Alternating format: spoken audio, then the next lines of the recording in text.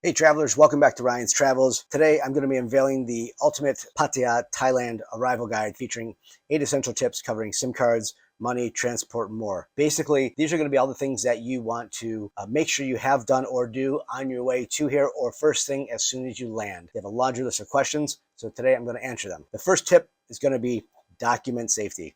So first things first, take pictures of all your documents, passport, travel insurance, and have digital copies because this can obviously be a lifesaver. Basically, what I do is on my iPhone, I create a photo album. And on that photo album, I take a picture of my passport, my photo ID. You know, a lot of times you'll go out to bars or somewhere else to want to see ID. I don't ever take my passport out with me. Tip number 2 is language tools. We want to download a translation app that'll help you get through the language barriers here and make your stay much more manageable. I usually use Google Translate. There's a number of them out there. I know there's newer ones with AI and whatever else. Google Translate is just the one that happens to work best for me. Understand that the Thai language and English language do not run parallel. It's not going to come out the same, put it that way. You'll be sending somebody a message on here and showing it to them, and they'll be looking puzzled at what you're trying to say because what you're saying it's not going to necessarily be the same thing as what you really mean. So just be careful with the translation. Sometimes things do, as we say, get lost in translation. Tip number 3, let's talk about money.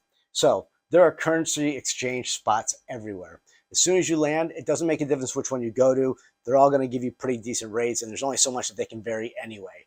So next part of the tip is how much should I bring? Depending on what type of bank account you have back in America, I use E-Trade. I have the type of account where I prefer to just take money out of the ATM when I get here. I'll keep $100 or whatever on me, and maybe I'll trade that in and convert it. I don't keep a lot of cash on me. I don't like keeping a lot of cash on me. Here, you walk around 2,000 baht for a day, you're probably going to be good, which is like $60.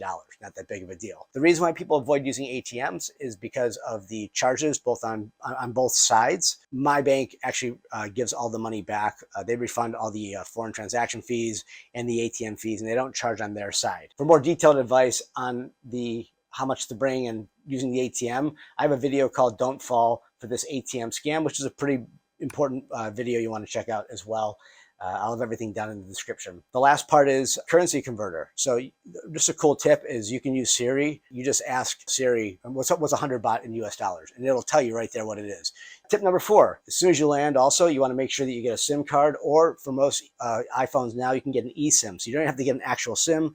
You can go online, just Google eSIM and get it. There's a few different, there's AIS out here. There's True is another company. So you can just go to download their apps and you can actually download an eSIM. My point is just get a SIM card. It's dirt cheap for like a month. It's like a couple dollars. It's really not that big of a deal. I would also go ahead and watch my video, how to use your mobile phone in another country, because it's a little more detailed of what to do. And again, it's very informative. I don't like to put videos out that are a waste of time. When I was looking to come to Thailand and Asia a couple years ago, I was annoyed at all the videos that had these huge introductions and took 20 minutes to get to the point. I just like to get to the point, give you guys the information. Tip number 5, make sure that when you come here, you download Line, either before or when you get here. It's a popular messaging app in Thailand, perfect for staying in touch with new friends or services or people that you might meet. Everybody talks on Line here. That's how the communication is. Another good part about Line is that it connects to the phone number that's on your eSIM. So when you go home, you throw away the number and everything on Line is gone. You don't have to worry about anything. But that is how you communicate. And everything is done by Line out here, even like restaurants. Tip number 6, transportation apps. For getting around, we don't have Uber and Lyft out here. You've got Bolt and Grab, and these are your best friends, of course. They offer the reliable transportation. Now, a few things to know about these apps.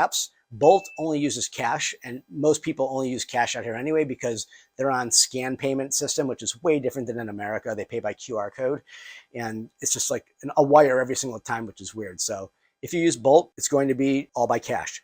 You can use Grab, but just keep in mind that Grab is like twice as much money for the same ride. Tip number 7, how do I get to Pattaya? What's the easiest and fastest way? Now, getting to Pattaya is a breeze. You can get there by bus, by taxi, Bolt, or Grab.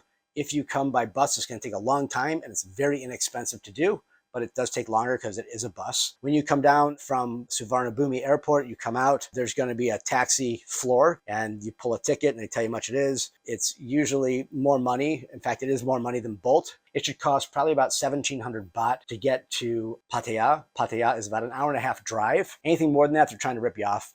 They're mostly good people, Thai people, but if you look stupid, they might try to take advantage of you, right? It should cost about 1,700.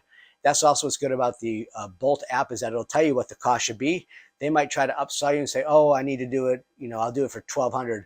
And then when you get there, they'll say, I need to do it for $1,800. Make sure they include the tolls, because there's a couple hundred baht in tolls, $3 to $6. Who cares? To them, it's a big deal. Tip number 8, best way that I get around, you got the motorbike taxis, which is called the WEN. They're all wearing orange vests. You still can use Grab, or you can use Bolt. Here's the thing though, you don't want to get picked up on a Bolt where there's a taxi called the WEN. There is like a turf battle going on right now, and they get actually violent with each other, and they'll fight each other. Well, the WEN will try to intimidate the Bolt driver.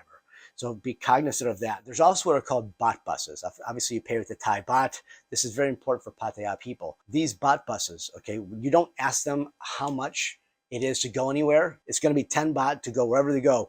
Now, these buses, they run circles, back up and around. This all they do all day long is just go circles. You go like this, and then they'll come pull over, and then you give them 10 baht. When you get off the bus, like a typical bus, you hit the little let me off ringer on there, and then you get out, you pay them the money, and then you move on. I know it's good information, because these are all the things everybody asks me when they come here, and these are all the things that I tell people when they come here. The baht bus is a big deal. It's really cool, and it's very easy to get around. Obviously, with the walking around, you can also walk. That's another mode of transportation I forgot, but it'll take you a long time to walk around everywhere. Don't forget to click like and subscribe. Thank you for paying attention. Thanks for watching. Please forward this on to somebody else.